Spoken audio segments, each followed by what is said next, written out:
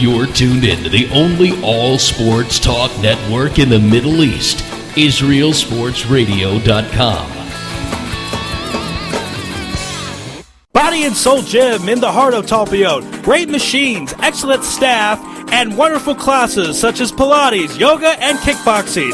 Give them a call at 077-822-1155. That's 077-822-1155. Or email them at gymclub@acom.co.il. That's gimclub@actcom.co.il. Make this the greatest year of your life. That's Body and Soul in the heart of Talpiot, which is great for your body and your soul.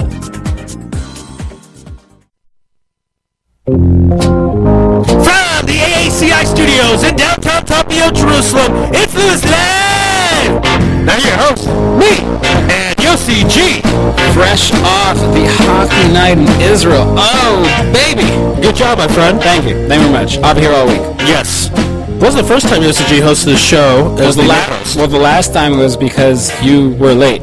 No, it was because somebody canceled. Anyway, that's a different story. Same difference. We're going to get on to the Express Edition here at Louis Live. A lot of stuff to talk about. Here to join us, as he does every Thursday at 11 o'clock IC Israel Standard Time, from the Washington Examiner, Jim Williams. Jim, how you doing out there? I'm doing fine. It's an honor to follow Nub. Yes. Most definitely. Hey, look, it's not every day that we get a call from Alabama. That's true. I mean, you never know with situations like that. By the way, a couple of quick things. Enjoyed very much the hockey hour. Thank you. The upcoming Winter Classic, the reason they're doing what they're doing is they're hoping to get 120,000 people at the Big House at the University of Michigan in Ann Arbor, and they feel at this point in time that the game has transcended necessarily that they have to have a specific team in there or teams in there that from cities because they have a lot of casual viewers. So under those circumstances, they feel it's cool that they can have Detroit and Toronto play, and it's not going to hurt their ratings. Okay. It'll be interesting to see what happens because NBC likely is going to take a little bit of a hit with the fact that there's a Toronto, or rather not just Toronto, but a Canadian team playing. But then you also, like I said, you also get the Canadian market with their TV partners. Well, the Canadian market, frankly, has always done well with the Winter Classic, so that's not really a big deal. And really, they're not going to take a hit because, again, you have a lot of fans who are tuning in who, watching maybe the only hockey game they're going to watch all season. They could care less who's in it. Right. So from that standpoint, it really doesn't make that, big of a deal. And so it really is kind of, I think it's, again, another good marketing ploy that John Miller has done from NBC and, of course, the folks at the NHL. But I got a question, though, with regards to this. You have it in the Big House.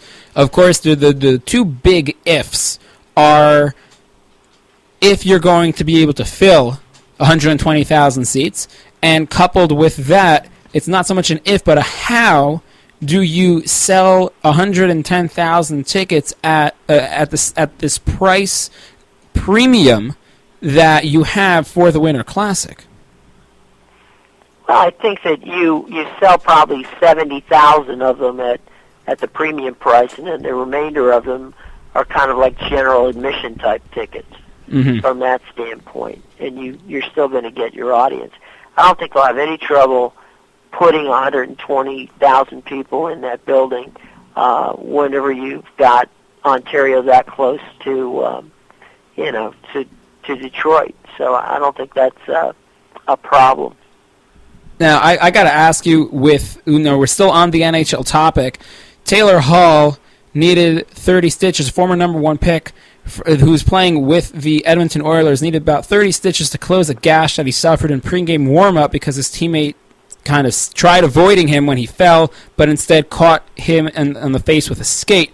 Will this lead to a league-mandated rule that everybody's going to have to wear helmets at least the new players coming in, and those who are already there will be grandfathered in to choose whatever they want? I believe it will. I think that they're especially with you guys talked about it and touched on it in great detail about the concussions. I don't think from an insurance standpoint, if I owned a team, they would be wearing football helmets on the ice. I mean, Right. there's no way you're getting on the ice without wearing a helmet. All right, switching gears to the National Football League, I want to know the ratings, if you have them, for Tim Tebow and the Broncos versus the Patriots, and then what do you expect for the ratings for the both two title games, Giants versus the 49ers in San Francisco, and, of course, the New England Patriots hosting the Baltimore Ravens? Well, the Giants. Let's first go with the Giants and the Giants and the Packers. The Giants and the Packers got 34 million homes, and the Broncos and the Patriots were at 32 million homes. Part of the problem with and we thought obviously that they were going to get a much higher level. The situation with the Broncos and the Patriots was the game, had gotten so out of hand so quick that, they lost the early audience. The Giants situation with the Packers, which was an afternoon game, got to be pretty amazing from that standpoint. It was a lot of fun, and they were able to actually outdraw them, which I think everyone, myself included, was somewhat surprised. Well, definitely, because we're watching the game here. Yes, it's a little bit of a time difference, but the game, once you got to halftime with the Patriots and the Broncos, is like, all right, I only stayed to watch just to see what the final score was going to be. I didn't really care because at that point I knew the outcome of the game, and probably that's why a lot of people tuned out or changed channels or something like that. But the Giants and Packers really wasn't decided until halfway through the fourth quarter when there was that final turnover by the Green Bay Packers that pretty much iced the game. I got to ask you, though, keeping on the Giants theme, is Eli Manning 2 wins away from Canton, Ohio? Well, he's not far. He's in Indianapolis, so that's not too far from Canton, Ohio. No, all kidding aside. I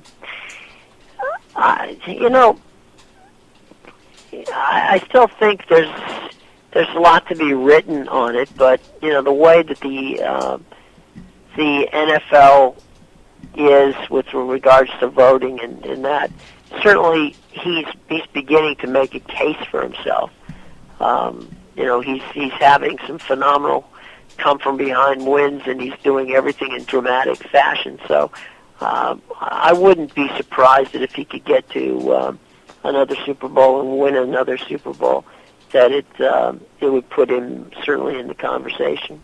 Well, which is kind of funny because he would have won one more than his brother. Right. It's very interesting also because all the history kind of with him and all the odds and all the pressure, especially being the younger brother to Peyton, being in the family that has that last name Manning, Father Archie, and came draft day, he kind of forced his way out of San Diego, wanted to go play in that New York market, and had a lot of pressure on him. He seemed like that deer in the headlights type of a kid who coming out of college right when he started playing, and then gradually, slowly, almost like glacier speed, has grown and blossomed into what we're seeing now as a quarterback who is able to maneuver his team out of tough positions, stressful situations, and able to guide them more often than not towards this part of his career to victory. Well, do you see that continuing on the up and up, or is this where it's kind of capped? Well, I think it's like any quarterback. I mean, you have to have the cast of characters around you. In the case of the Giants, this incarnation, he's got some of the, it's probably some of the best receiving corps he's had since he's been with the Giants. I mean, they've got, just about every possible weapon that you could want, so they're good from that standpoint. He's got a decent running game, and then of course you got the defense. The defense has helped them immeasurably by basically shutting down, certainly shut down the Falcons and actually did a heck of a job of shutting down the Packers. So if they can give you the ball, which they have done on a couple of occasions, where you're driving a short field and you can get ahead, and then you don't necessarily have to, you're playing from the strength standpoint, it makes your job easier as a quarterback. That's not to take anything away from Eli, because Eli, I mean, look, luck has a lot to do with it as well. I mean, you throw that, there's a reason they call it a Hail Mary pass. I mean, you throw that throw that he throws at the end of the first half into the end zone, and, I can't fathom why there wasn't, it was like the Green Bay Packers thought the ball was kryptonite. They were diving away from it, and the other guys in the end zone seemed to be, wearing Giants uniforms. So, he's done a fantastic job. But as I say, you get that spectacular catch in the Super Bowl that was caught off of David Tyree's helmet. Right. You get the catch at the end of the half, which put them up, big time. Look, he's done a fantastic job, and there's no reason to doubt his abilities. And Eli's, deserves everything. But there's also a lot of luck that goes into it, as is the case in all quarterbacking. Well, keeping on the defense and quarterback conversation, moving a little farther south from the New York, New Jersey area to Baltimore, he had Ed Reed called out his own quarterback, Joe Flacco, this week. And what really kind of pushed that aspect was the fact that one of Joe Flacco's neighbors kind of ratted on him to the GM, saying, hey, your quarterback is on a skateboard going down his driveway. We're 4 days before the game that will hopefully propel us to the Super Bowl. Why isn't this guy have his head on and focusing on what has to be dealt, the task at hand? So it's like, well, Ed Reed is Ed Reed. Ed basically is not going to say anything to on the radio that he wouldn't say to Joe's face. That's first and foremost. You have to understand that the Ravens locker room, and this is something that I did an interview with Steve Young, which will come out over the weekend. Steve Young talked about the fact that, sometimes defenses get tired of bailing offenses out. And, Ed was basically telling Joe, look, we expect and need that when we play the Patriots, our offense, i.e. Joe Flacco, is going to have to, play his A game and bring his A game to Foxborough. I heard the entire interview. In the entire interview, he didn't throw him under the bus. He basically said, I expect that Joe's going to be able to come out here and play.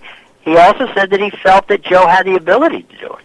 He just said that he felt that in the game against Houston, that part of the problem that Joe faced was the fact that he got, he held on to the ball a little longer, which caused him to get sacked. He got sacked 5 times, which was a record. And that the offensive line perhaps, just couldn't hold the ball, hold their blocks that long if Joe's going to hold on to the ball. Now, Ed and Joe have talked. There doesn't seem to be much of a problem. Is it a distraction?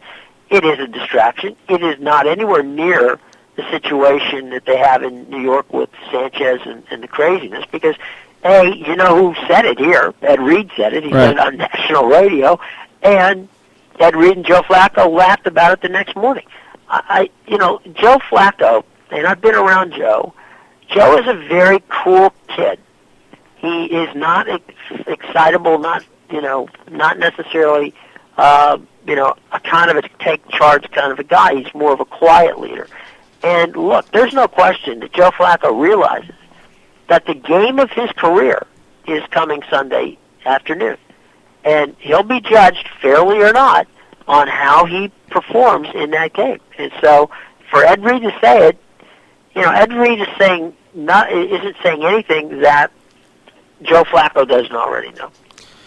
Well, it's going to be interesting to see what happens if he actually does step it up, because the Patriots, they do have that bend but don't break type defense, and yes, a lot of people at this point, it seems, have failed to recall that Bill Belichick made his bones as a defensive coordinator and kind of knows how to work with the pieces that he has. But nonetheless, in regards to ranking and ranking alone... Well, then remember the Ravens went there last year during the playoffs and beat them. Right. So it'll be interesting to see what happens if Joe Flacco could actually pick his parts, pick his poisons with the defense. This might be the only team defensively in the AFC that can. Nobody's going to stop Tom Brady. Slow him down. The Brady Bunch. But this might be the only team that's physically capable of slowing them down. Well, it'll be interesting. I think the key matchup here for the Patriots and on offense and for the Ravens on defense is getting somebody on Gronkowski and shutting him down. Because that happening, obviously, yes, there's another tight end in Aaron Hernandez, and then there's Wes Welker, and then there's Danny Woodhead, and then there's the backfield, the entire law firm of Ben Jarvis, Green, and Ellis. So you have a lot of weapons Tom Brady has a lot of weapons at his disposal, but I think it all starts right now with Gronkowski and who the Ravens are going to put on him, because when push comes to shove, they have people like Bernard Pollard, Jimmy Smith, Ed Reed also has got probably the best instincts in the game, but then it comes down to, okay, if you kind of put one person on him, eventually the Patriots will make that adjustment to that defensive player and will figure out how to get Gronkowski the ball. At this point, I believe the only person who's been able to limit Gronkowski has been Tyvon Branch, who with Oakland did it in Week 4, limiting Gronkowski to only one reception for 15 yards. So it'll be interesting to see what happens. Of course, that's why we play the game. I think what you'll see, too, is they'll rotate people on and off of Gronkowski. And I think that you'll also see, ironically, you'll probably see Terrell Suggs, who's a phenomenally athletic linebacker and could very well be the FC Player of the Year. I think that he's got the skills to stay with Gronkowski. And I think that would be a wild situation because that's kind of like... one of those old Japanese movies where you see King Kong facing Godzilla. Right. That would be a beast situation, but it'd be fun. I mean, you're going to see some wonderful matchups in that game because from both sides, you've got the offense of the Patriots and the defense of the Ravens really trying to play one heck of a chess match against each other. Well, if that happens, that Terrell Suggs, a.k.a. T-Sizzle, is able to cling to Gronkowski and stay on him like a cheap suit, then it'll free up of the DBs for the Baltimore Ravens. And I don't need to say that. When you have extra DBs running around, that playing more center fielders definitely will help the chances of beating the Patriots. But talking about, all of this, it kind of gets me excited, but then, of course, I get let down. Moving on to boxing, does this whole thing with Manny Pacquiao possibly fighting Floyd Mayweather? Now, we know Floyd Mayweather called out Pacquiao's camp, and Pacquiao's camp basically blamed it on the fact that the fight would be held in MGM Grand and they'd be losing money, potential money to be made. Does this whole fight potentiality, does it all fall on Clark County District Judge Melissa Saragosa? Does she hold the key to this fight? Because in her comments about delaying the sentencing for Floyd Mayweather, she was very vague when she said that she's delaying it so that Floyd Mayweather could fight on May 5th. Do you think she meant like May 5th specifically on that date only, or did she say, he just has to fight before he goes to jail in order for this to have all worked out? And if that's the case of the latter, then there may actually be a better chance of having this fight. I think the judge meant before May 5th. So if there's no fight May 5th, then he goes to prison May 6th? Yeah. We are dealing in a situation here that the law doesn't really care whether or not Manny Pacquiao and Floyd Mayweather fight. Right. they're giving them an opportunity to get a window in, and if they can get that window in, fine. If they can't, justice will prevail. Well, it'll be very interesting to see what happens. I believe she's coming out with a statement within the next few days to clarify exactly what she meant by that. But if there's no fight come May 5th, this is probably the best chance that either of the two have had to, besides for, I believe it was 2 years ago where they just stalled in their talks. Definitely the best chance since then to have this fight become an actuality. And it'll be unfortunate if it doesn't end up happening. And I'm really, really beginning to think, like what I mentioned to you a few weeks ago, that this is all part of the Floyd Mayweather grand plan and grand scheme to get out of fighting Manny Pacquiao. Well, I mean, under the circumstances, he's got a prison sentence and facing him. So, that's going to a great extreme to get out of it. But I think that if they can't figure it out, and the judge doesn't, the judge is going to have to be specific about what it is. And I don't think the judge really cares, as I said before, one way or another, whether Floyd Mayweather fights Manny Pacquiao. She'll put out a specific time frame by which the trial will be set up, and once that's done, they're going to have to put it together. If they can put it together, before then, great. If they can't, well, then it'll move to the next legal step.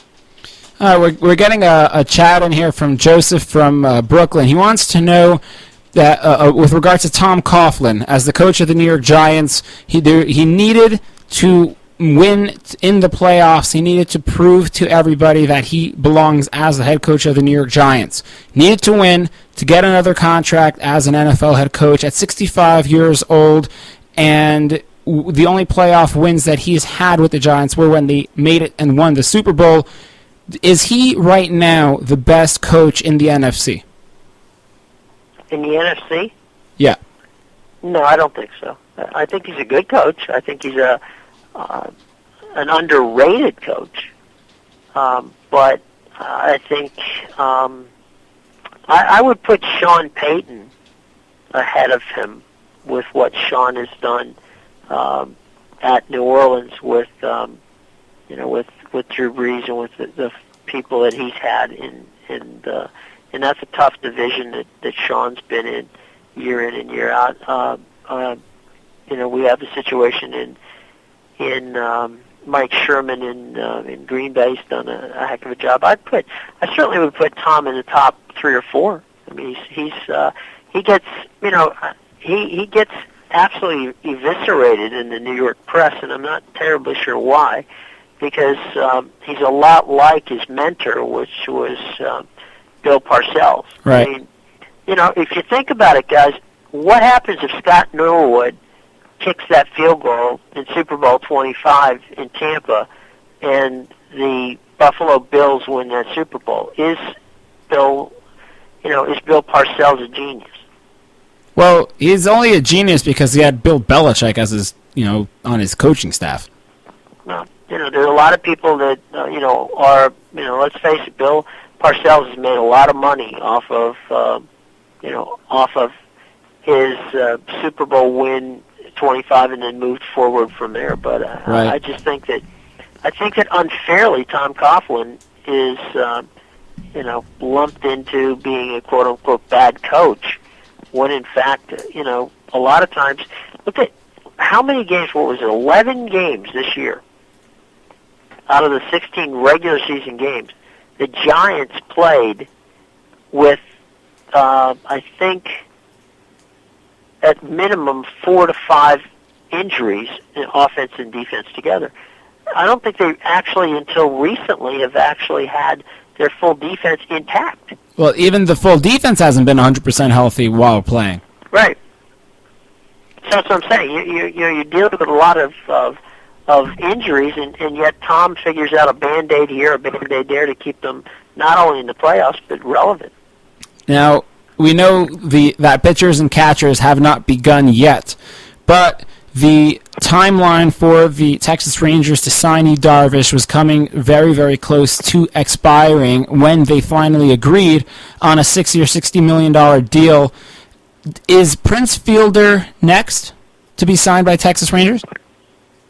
I don't think that the only way that they can afford him is if they A, choose not to sign Josh Hamilton next year, and B, then he's going to have to come down sizably from his demands. There's no way that they can do a 6+ year contract. They're at $130 million right now in salary, and they've never been at that point in their existence.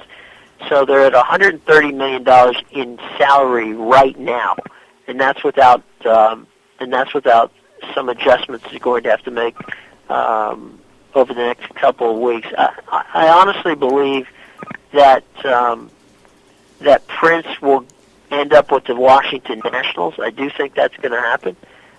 Could he end up in Texas? He could, but they're going to have to get very creative because they don't have the money right now. And is that just your homer pick? I'm sorry? Is that just your homer pick? No, that's not my homer pick. If you go to 5 different writers in Fox and ESPN and other places, they know that Ted Lerner has the money to and wants Prince Fielder. So Scott Boras wanted Yu Darvish not to sign. Right. That would have helped him tremendously. Right. Because then he would have had somebody to battle him against him. There's no way that Texas can afford to do a deal with Prince unless Prince goes below a 6-year contract. If he goes for a 6-year contract, then they could probably afford him. All right. Well, would it be possible But then so could a lot of other teams. Right. Well, would it be possible to afford him if he maintains 6 years, but say has a contract backloaded as opposed to evened out or front loaded? Yeah, but to what advantage is that of Prince's? Right. I mean, if you're Prince Fielder, you want every dime you can get. You're not going to cut if he was going to cut a deal, he would have got a deal with the Milwaukee Brewers. I mean, he liked Milwaukee. And one other quick thing, and the reason I say that his advantage would be to be in Washington. I used to do the games in Dallas.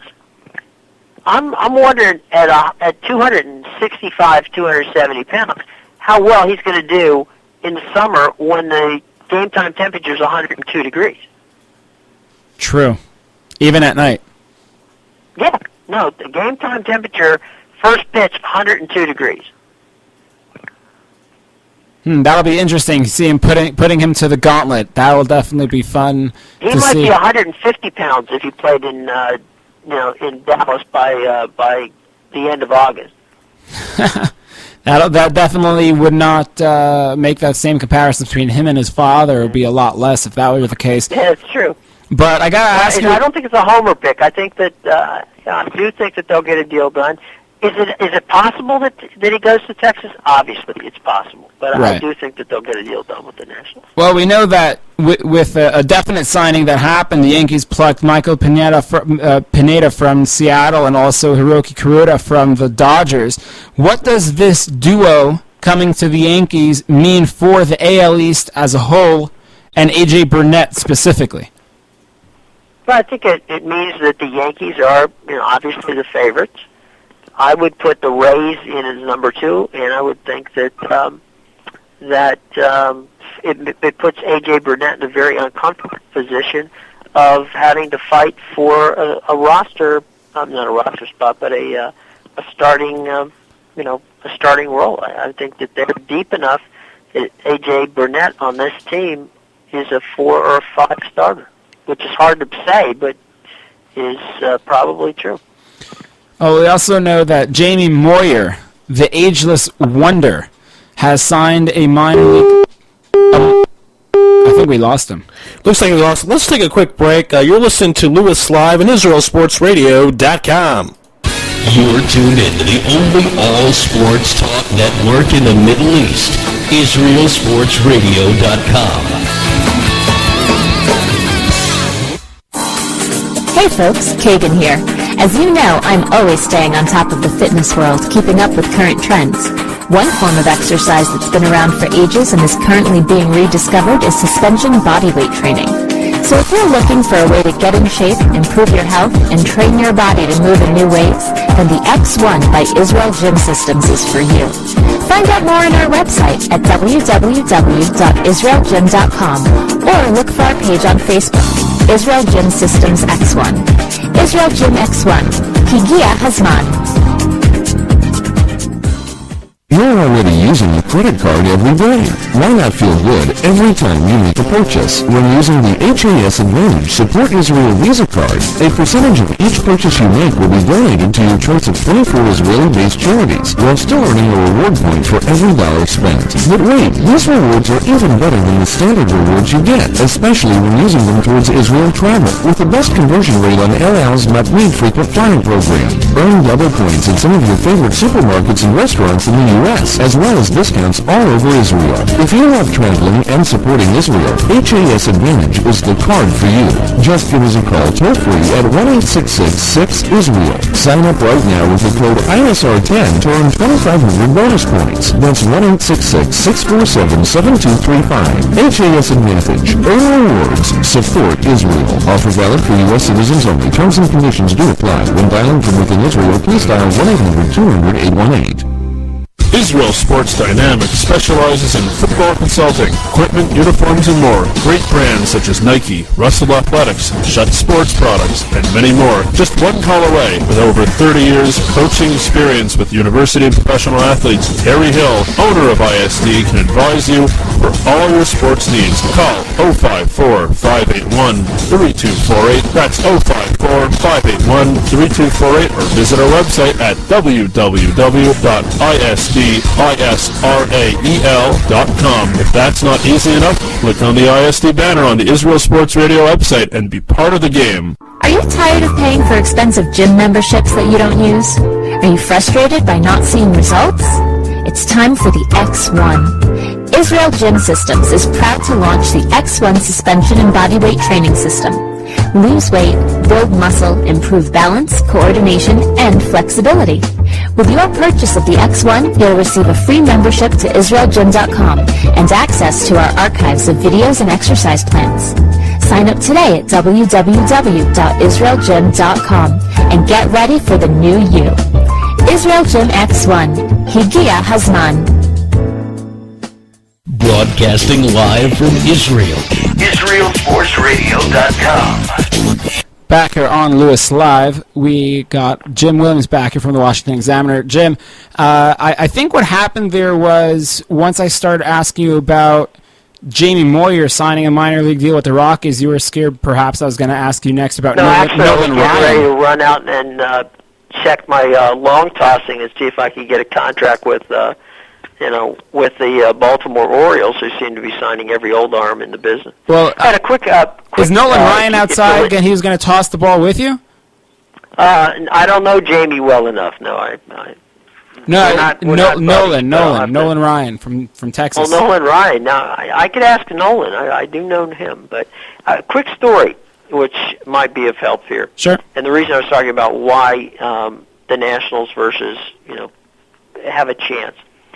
Scott Boras, Peter Gammons told me that Ted Lerner, the owner, he's 88 years old, the owner of the Washington Nationals, gets along with Scott Boras because he is as mean and as tough a negotiator as Scott is, and that they literally love to just yell and scream at each other and work on deals and then go out and have dinner afterwards. They find each other fascinating in that regard. Scott has actually been to Ted's house for Shabbos dinner a couple of times,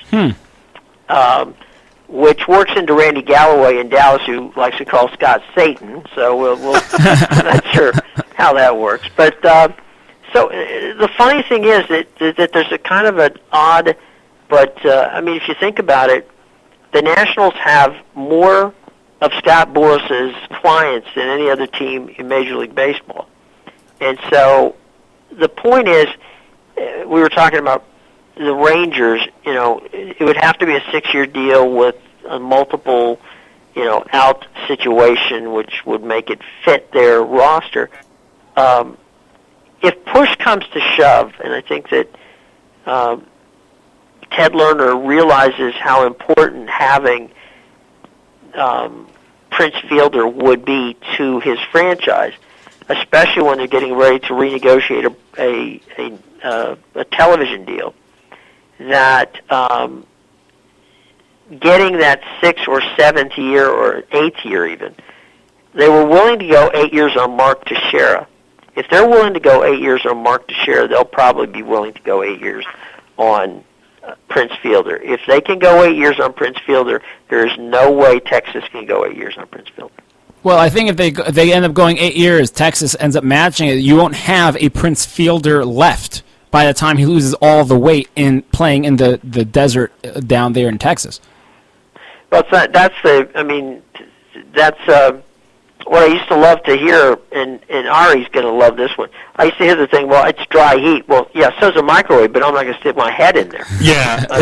What's 120 degrees in Phoenix and people say dry heat? I'm like, well, come out here and enjoy the dry heat if you like it so much. Right, exactly. It's 110 degrees. It's still hot. I don't care how you go after it. But I think that, look, Prince is a smart guy. Scott is a good guy. They're not going to cut anybody any deals. This is going to be cash on the barrelhead, who has the most and who's going to give him the most years. Because Scott nor Prince, think about this, they can't. If they come out of this with a deal that looks like it's a shadow of the deal that Albert Pujols got, then it's going to reflect poorly on both of them. Right. So they're going to have to come up with somebody's going to have to. What they'll do is, the Nationals could do a $25 million a year deal for 8. They can even do it for 10 years if they wanted to. Do a 10-year deal with Prince opting out in the 4th year, and the club having a 5th year opt out. So he could still be, let's say 5 years down the road or 4 years down the road. Let's 4 years down the road, he's starting to, get into his 30s, and maybe he's more of a first baseman DH at that point in time. He could be out there. The Yankees could have him. The Reds could have him. And, any number of teams could have him at that point. If he, on the other hand, is still playing well and doing fantastic things, then there'd be no reason not to keep him. But there'll be opt-outs in this thing, and I don't think that they will. That's why I think that teams like the Mariners, teams like perhaps the Blue Jays, and the Nationals are all looking at it and saying, "Look, we realize the importance of having a Prince Fielder on our team for a number of different reasons." But in Texas's case, he'd be a wonderful addition to Texas. And I mean, and I don't think for a moment that Texas is not going to try to run a number of different scenarios by Scott Boras to try to figure out a way to pique his interest. But at the end of the day, I just don't see, financially how he's going to fit in to that matrix, because he's going to push them over a threshold that they didn't want to go over. Well, it'll be interesting to see what happens in the battle between Boras and Texas. Who ends up winning that battle? Of course, we know everything is bigger in Texas, and definitely this was exactly what the bill is going to have at the end of this tab. But talking about Jamie Moyer just for a moment, he signs this minor league deal with the Rockies. Definitely, he's coming off of, I believe it was Tommy John surgery, and he's throwing in the low 80s, which is kind of where he's known to have been in the past few years. The different scouts who have seen him said that this is the same old Jamie like we know from the last few years. He's 49 years young. He's definitely drinking the fountain of youth. I want to know where to get me some of that. What do you make of this deal that he signs with the Rockies? Is this, I don't want to say a publicity stunt, but is this something that can become an actuality? Do you see him actually making potentially the big club? Well, Jamie's a good guy, and I mean, as I say, I don't know him, but I've always appreciated his talents. What concerns me is that Jamie, obviously, is a fly ball pitcher. He's a pitch to contact guy. A fly ball pitcher pitching in Colorado isn't exactly, a prescription for good work. I mean, if Jamie were more of a sinker ball pitcher, I'd think maybe that's the way to go. But look, if you're the Rockies, you got nothing to lose. And if Jamie can come to spring training and can show them that he's got, enough of an arm to give them 100, 150, even 200 innings, even if he pitches better on the road than he pitches at home, they haven't invested that much in him. So it's not a bad. It's an interesting situation, and I think that what they're going off of is the fact that Jamie Moyer is a smart pitcher, and guys who are smart pitchers, even if they're contact pitchers, as he is, may very well, that at the kind of prices that they're pitching out there for him, playing out there for him, it might very well be a good deal for them. So we'll see how it works out, and who knows? It could. It'd be interesting to find out, that's for sure. Well, it definitely, you brought up a good point, the fact that he is a smart pitcher. There are a lot of young players in the National League who are over-aggressive, almost to a fault, who will like to try to hit every time Jamie throws them a fastball, or what he considers to be his fastball, try to whack that out of the park, and that plays into Jamie's favor because that's already... he's outsmarting them in that sense. He could throw them something else, and that'll be all she wrote. But like you also said, with regards to a road pitcher that he can be, he lives in Southern California, and the Dodgers and the Padres, both in that division with Colorado, definitely plays well into his favor because he gets to go home at least twice when he goes playing in Los Angeles and in San Diego. So definitely a win-win situation for him and for the Rockies organization. What's funny, too, if you think about it, the irony here is that he might have been a better pitcher in that ballpark in San Diego in Pepco because of the way it's built. It's really much more of a pitcher's ballpark than it is than is Coors Field. But no, he'll be pitching on the road in parks that are traditionally known as pitchers friendly parks like San Francisco and San Diego, and obviously Dodger Stadium at times can be a pretty friendly pitcher's park, especially during the day. All right, I want to go back to the National Football League Big Championship games this weekend, and before I get your picks, what I would like to know is, rating-wise of the Super Bowl, what matchups would get certain numbers? Obviously, the Giants-Patriots is going to get the biggest number. It's two big markets and two very known household name quarterbacks. But I'm curious, if, for example, if it's Niners-Ravens, does it get to 100 million in the United States? If it's Niners, Patriots, whatever, I want you, if you could, to go through all the different matchups and tell us what do you think the numbers would be in the United States ratings-wise. Well, the perfect rating storm would be probably a rematch of the Giants and the Patriots from that standpoint. I think that that would probably be the highest rated of the Final Four of the Super Bowl teams. I think then we move down to perhaps the Ravens and the 49ers would be historic because you would have the Harbaugh brothers participating in a Super Bowl whereby it would be the first time ever that two head coaches who were brothers would face each other in the ball game. So that might be number 2 on the list. Number 3 on the list, probably because of the size of their markets, the 49ers and the Patriots would probably be the third on that list, and lastly would probably be the Giants and the Ravens, if we're ranking them 4 in that regard. Okay, and then numbers-wise, for example, I believe the highest-rated Super Bowl ever is the Giants-Patriots of 42. I could be wrong about that. Excuse me, I'm sorry. Colts-Saints Super Bowl 42, not not 1942. No, right, right, Super 42. Actually, I could be wrong. It could be Colts Saints 44. I'm not sure, but generally the motto, of course, they start quarterback is a key element. But if it's Giants Pats, are we looking at a 120? What do you think we would see if we saw? I don't think. No, I think we're probably looking at somewhere in the high 80s, low 90s, which is a lot of. No, wait. What am I thinking of? No, it's going to be. It would be in the 80s. Okay. There's no question it would be in the 80s, which is still phenomenal numbers.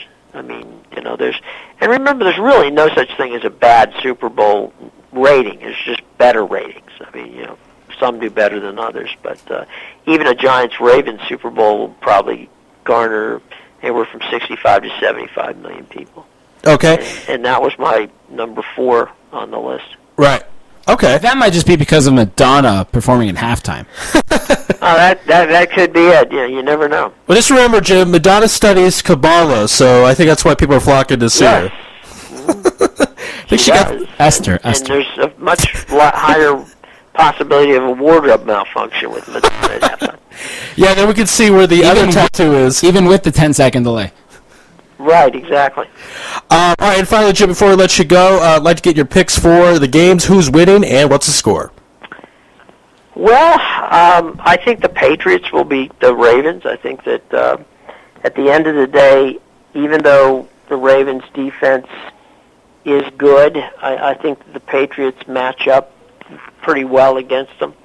And even if you stop the tight ends, you've got Wes Welker. There's just too many guys for the Ravens defense to cover, plus the fact the Ravens have just not played well on the road this year.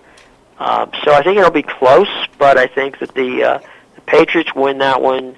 I think I'm going to give them, let's say, with a field goal in there, let's say 27-17, 27-20, something like that. I think it'll be a pretty close game. I think the Giants and the 49ers, I think that one will also be a close football game, and I think that, I'll tell you, the Giants have just been on a roller coaster for the last 5 weeks. I mean, they've just been, have to win every week, and I think that the 49ers defense has been underappreciated, and I think that I think the 49ers pull the upset. They are, the home team, but they're the favorite team is the Giants. So I think that the 49ers eke out a fun one to watch, something where in the neighborhood of let's say 30-27, something like that. Okay, there we go. I wouldn't be surprised if the Giants won, but I do think that the 49ers at home with a very strong defense, just like the Giants have a strong defense, will have some fun. So we'll see. And also, Eli's got a bit of the flu. Let's see if they can keep him hydrated and ready to go for Sunday. Well, either way, it's going to be a lot of fun, and of course, we'll have you on next week to preview Super Bowl 46. Yeah, to see, but that I've missed them both. Yeah. Well, yes, we have this recorded, Jim, so we'll be able to play back. And Fielders with the Toronto Blue Jays. and Jamie Moyer is selling Fountain of Youth products. Right. Well, and Jamie Moyer is already the prohibitive favorite for the Cy Young Award. Yes, throwing 120 innings. Oh, goodness. And having 33 wins for his 300th. 97 miles an hour. Yes, and throwing 33 wins to get to his 300th. Right, exactly. All right, Jim. All this time we didn't know he was a Cuban defector. So. I will say that I did see all these years I've watched Livan Hernandez pitch like he's throwing from batting practice, and his 60-mile-an-hour fastball, his 60-mile-an-hour changeup looks like 95-mile-an-hour fastballs of some of these guys. So I would say the smartness of Jamie, it would surprise me if he did okay. Yeah, and sounds like it's definitely going to be a fun story to keep an eye on and to watch and to follow when he makes it to the big ball club in Colorado. There you go. Absolutely. There you go. All right, Jim. Optimistic. That's what I like about you guys. Absolutely. Got to be positive. All right, Jim, we want to wish you and your family a Shabbat Shalom, and thank you for being on tonight. Shabbat Shalom. And to all of our listeners in Alabama. By the way, there is hockey in Alabama. All right, I stand corrected. The University of Alabama actually has a club hockey team, and the University of Alabama Montgomery has the only Division I hockey team in the South. All right, so that Nub guy must have seen something, and that's why I called in, I guess. I'm sorry that he didn't get to see it, but you should have mentioned the fact that take any linebacker out there, that these guys hit like linebackers only on skates. So try getting hit, like a linebacker hits you at 25 or 30 miles an hour, and then tell me that it's not a tough sport. Yeah, that's for sure. So, Nub, if you're listening out there, now you know the truth. There's hockey in Alabama, and it's a manly sport. And you can drink a beer while you're watching it. I think it's required in Canada, but I could be wrong. All right, Jim, all the best. We'll speak to you next week. All right, take care. Shabbat Shalom to everybody. Bye. Shabbat Shalom. And also, Nub, or Billy Bob, could open up their beers. Billy Bob. And Nub and Billy Bob could open up their beers with their one tooth. So that always works very well. We only know that Billy Bob has one tooth. That's right. We don't know about that, Nub. Nub said that Billy Bob has one tooth, but we know the other way. Right. Nub did comment about his teeth. Yeah. Something tells me they're a little golden. I just got a funny feeling. I don't know. I could be wrong about that, or a little dark. Okay, Jim is on for 57 minutes, so we have 3 minutes left of the program. All right, so you pick. Who are your picks? Okay, that's what we're doing right now. All right, obviously I passed the Giants. It's Thursday. We got to do it now, or forever hold our peace. I think that I'm actually going to disagree. We'll start with the Giants game first. I'm going to disagree with Jim. I think the Giants win, and I think they win by 10 points. I'm looking at 34-24. The Pats, I'm looking at them to beat the Ravens 30-17. I don't have the games really close. I think the 13 points will be kind of like the Patriots consistently dominate the Ravens, and I think the Giants will consistently dominate the Niners, and we'll have a rematch of Giants-Patriots, and that makes me drool. I actually think that's a better game than Patriots-Packers, because there was so much more there. Patriots-Packers would have just been the two great quarterbacks. And a rematch from 97, but no one really remembers. Yeah, you're not right, because Drew Bledsoe's quarterback then. Patriots-Giants is a rematch. And Desmond Howard no longer is fielding kick returns. The only kick returner to receive Super Bowl MVP trophy. Yes. 31. And he's a vegan, so whatever. And so is your boy out in St. Louis. Formerly in St. Louis, Tony La Russa. Is he vegan? Yes, he is. He's a vegan, right. Well, you harped on him for 2 weeks about being a vegan. Because he looks really pale and it doesn't look good. Desmond did it right. I mean, Desmond is an athlete and it looks good. He snuck in some meat. For sure. Please. He's going to have some baked chicken as a minimum. Just tell himself it's not really meat. It's tofu. Like those vegetarians. Tofu. It tastes like chicken. Those vegetarians that eat fish and then tell themselves they're still vegetarian. How is that possible? Is fish not an animal anymore? No. What does that mean? They're cold-blooded. It's like a lizard. You can eat a lizard and still be a vegetarian. According to whose rules? According to their rules. There you go. All right. Anyway, so it's going to be great. I just can't wait. You have a rematch of these two teams, and many of the players played in 42. You have all of that build up there. It's like it would be like if they played right after Super Bowl 42, in my opinion, because the stories are still there. And everyone remembers what happened. 4 years ago, and a lot of the same players are on those respective teams. I just said that. You didn't listen. See, you pulled an Ari Louis. All right, let's get your picks. Okay. Well, here's the thing. Let's break this down. With the Patriots and the Ravens, there's a lot of talk from the Ravens, as always. But the big question mark is Joe Flacco. Can he stack up to Mr. Tom Terrifically Brady and play and perform and throw passes? And can Ray Rice rush for more than 77 yards, which is what I believe the last rushing output was when they last played each other in their last meeting. So it'll definitely be interesting to see. Also, the Baltimore Ravens, when they beat them a couple of years ago in the playoffs, there's one little thing when they beat the Patriots, that is, there's one little thing people forget. And that is the Patriots did not have two people on the team that they have now. One is named Aaron Hernandez. The other, his name is, he has a last name, and it's called Get Gronked.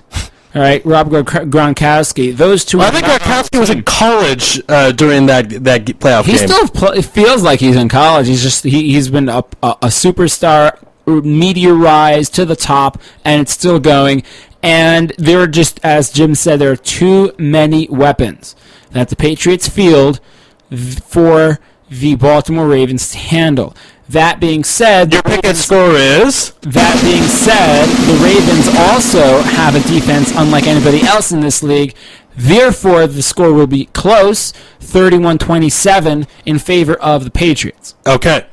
And going to the NFC. The NFC is interesting here because the Giants are, of course, as everybody knows, on this roll, this emotional roller coaster since beating the Jets in Week 16 on the road. Mind you, in New Jersey. And they have had this, they had to have win every single week since then, so they've already, this would technically be their Super Bowl already if you wanted to go with the games that they've played in order to get to this point. So I think this actually takes a toll on them, and because there's only so far that adrenaline can carry you and emotion can carry you, and I'm giving the very small edge here to the home team, the San Francisco 49ers, and I'm going to say that Alex Smith proves once again that he's here to stay, and of course, Frank Gore is the spearhead, the one who carries this offense and allows Alex Smith the time and takes the defense off him for the second that he can have play action. So the score you have is? To Vernon Davis. I have this game being 24-21 in favor of San Francisco. So that's another game we disagree on. Yes, part of the reason why I'm picking San Francisco is simply because I cannot agree with you on both games again. Well, so this is my chance to tie you for these in the playoff predictions. Yeah, I guess so. Because after I win this round, then we'll be even at 6-4, and then we'll go to the Super Bowl. And then we'll both be 6-4. One of depending on who we pick or whatever. We could pick the same team, but then the score is a tiebreaker. Of course, if we were in a pool, championship round is worth more, so I would still win. But we'll talk about that after the Giants beat the Niners. No, you wouldn't, because I beat you in the last round. Yeah, but the next twice. Yeah, no, you beat me once. Once, true. Yeah, the championship round is worth more points than the divisional round. Right, and the divisional round was worth more points than the wild card. We were even. We picked the same. Yeah. All right, that's going to conclude our show for tonight. Next week we have a lot of great stuff, jam-packed week of guests. We got Bryn Jonathan Butler on. He's going to talk about Rigo's fight. He's fighting this Motsi Shabbat, so if you get a chance, check out that fight. He's a very talented boxer, one of the greatest amateur records of all time, and pound for pound, now still one of the best. We'll also be having on Avi Lieberman, comedian, funny man extraordinaire. He's in charge of comedy for Kobe. If anyone's heard of that here in Israel or seen the event, Avi Lieberman is the man who's in charge of that. And much, much more. Oh, yeah. Stay tuned. We've got a lot of stuff going on. We might have a couple of politicians. Couple of athletes. Of course. There's a sports show. We have people regarding a race. I mean, it's going to be jam-packed. And great stuff. So, for tonight, our show is going to end. We want to thank Jim Williams for the Washington Examiner. Stay tuned next week. As we mentioned, we have great shows. But that's it for tonight. God bless, and good night.